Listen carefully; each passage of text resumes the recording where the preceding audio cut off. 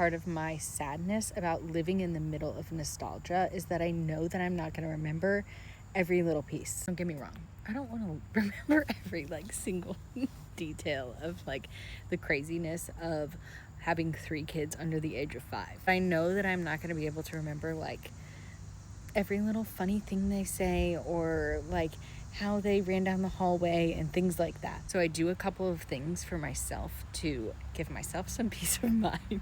Number 1 is that I have 2 different books for each of my kids. One of them is just like a baby book that I wrote in every month, and then it has questions for every year that I also fill out. And then I have blank journals for each of my kids with their names on the front of them that I fill in on their birthdays.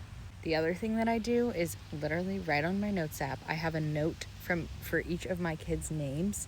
And whenever they say something like funny or they have a little phrase or they make like a joke or something like that, I just write it down. I organize it by just like writing the year and then the month. The other thing is that I do a video journal, and I make video journals to myself, and I record a little video and I'm like, hey, I just want you to know this is exactly how you're feeling right now. This is what it's like. I know you're gonna miss it, but don't worry, I lived it really hard. I take a lot of pictures. I am a family photographer. That is my actual job.